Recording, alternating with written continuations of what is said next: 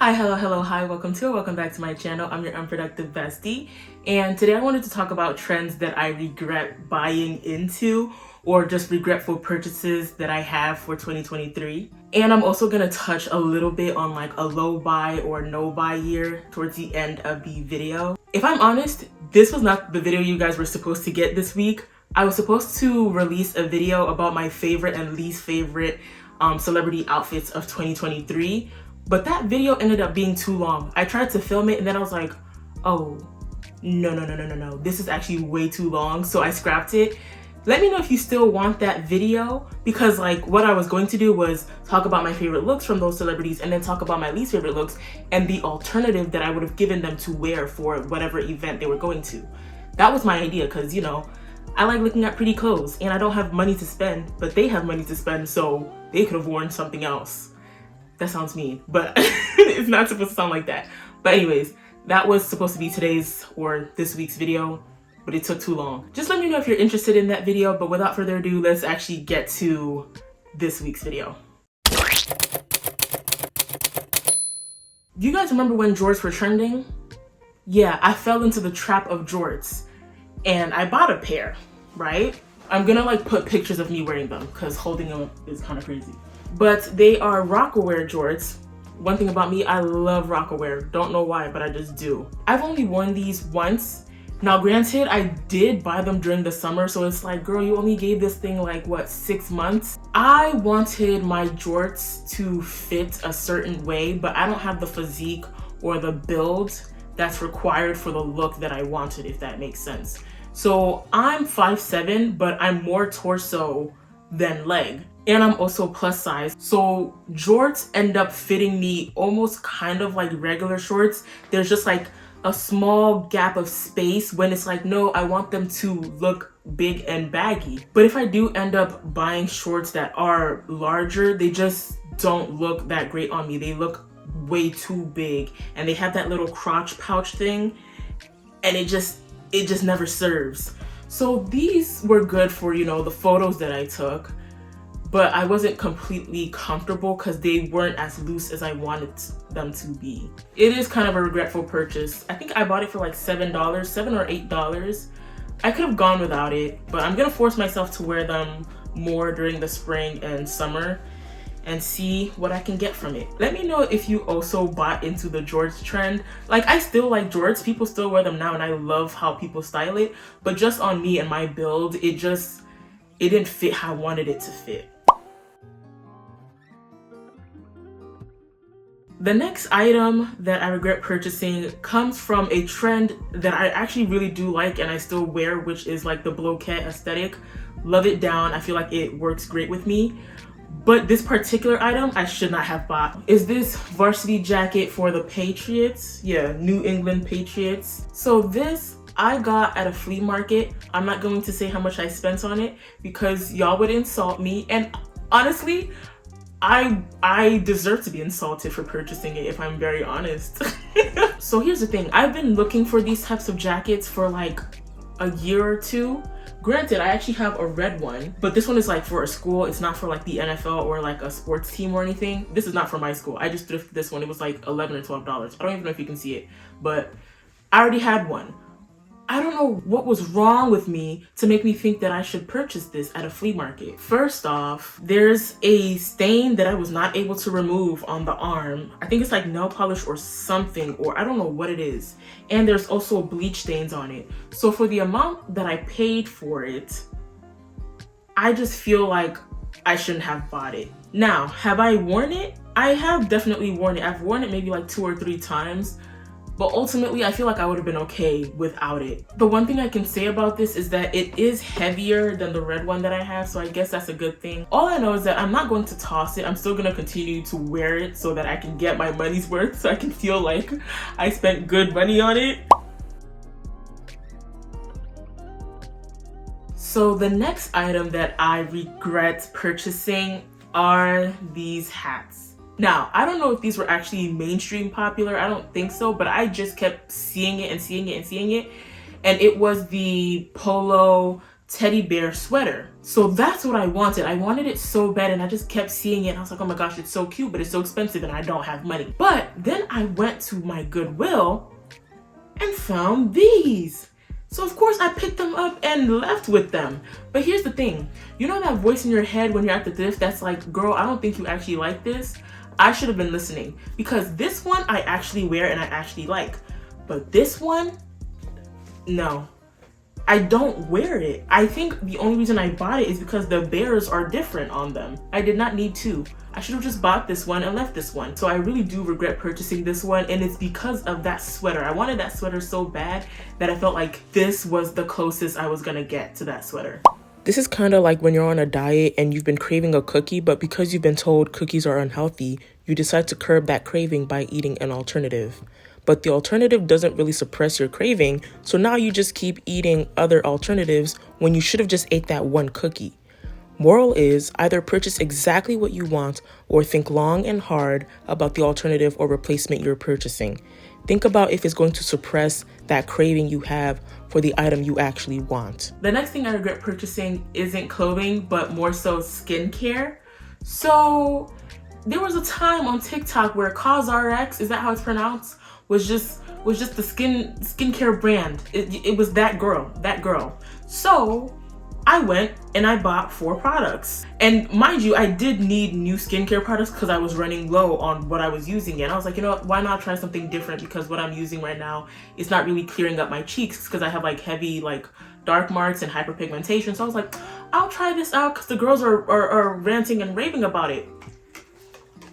$58 down the drain, bro. $58 down the drain. I watched TikTok video after TikTok video, YouTube videos about COSRX, and I was like, okay, I'll give it a try. When I tell you my skin suffered. I just started breaking out like crazy. And I was like, okay, maybe this is my skin just like detoxifying, releasing all the bad toxins. No, it just kept getting worse and worse. And I was like, oh, baby, stop using it. The moment I stopped using it and went back to Panoxyl, my skin said, yeah, this is what we're used to. This is what we like.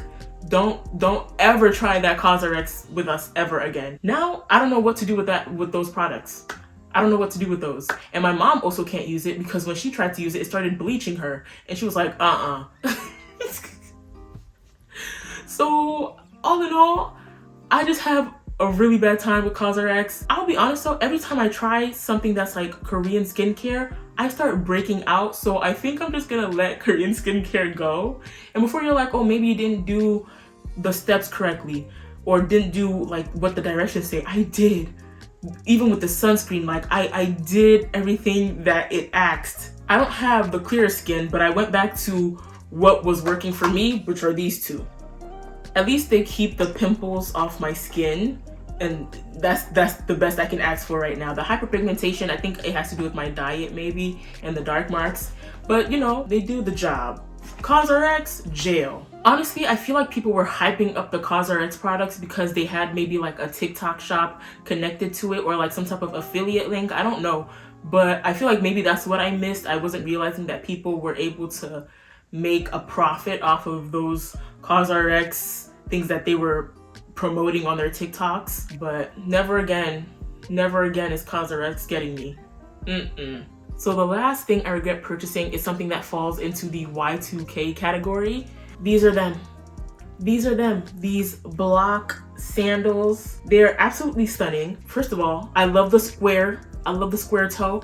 I love the look of the straps here, how it's just gathering one toe and it's not like a thong sandal. But here's the thing. These are not meant to be walked in. You can only wear these if you plan to just stand. Like drive and stand.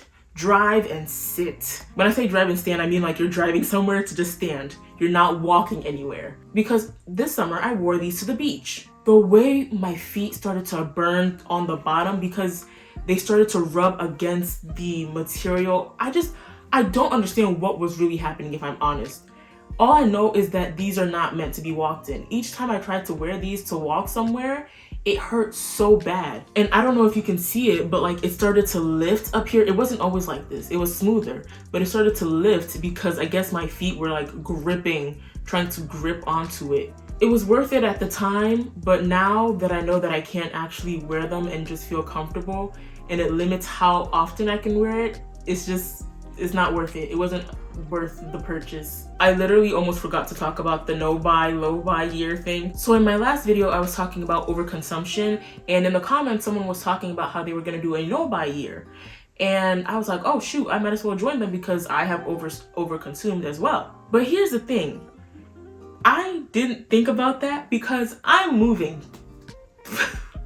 I'm moving halfway across the country, and you know when you move somewhere to your own apartment, you have to do all these upfront costs and things. You have to buy a whole bunch of things. Yeah, I didn't take that into consideration when I said that. So I'm going to do a low buy year. Because I'm going to be buying a bunch of things for my apartment, I feel like it would be wrong for me to call it a no buy year. So I'm just gonna say like this is a low buy year, and there's only specific things that I'm not going to purchase in 2024. One, I'm not buying any new clothes. I have enough clothes, and I do have clothes for work because I'm moving for work. So I already have enough clothes for daily life and for work, so I don't need to buy any more. Two, no new shoes. I have enough shoes. Some of them I don't even wear. The only thing I do need is probably like snow boots, because where I'm moving it's colder and it snows a lot more than where I live right now. But I'm probably not gonna buy any snow boots. I'm gonna steal my mom's snow boots. She's gonna realize that they're gone when I'm already there, because it doesn't snow too much over here.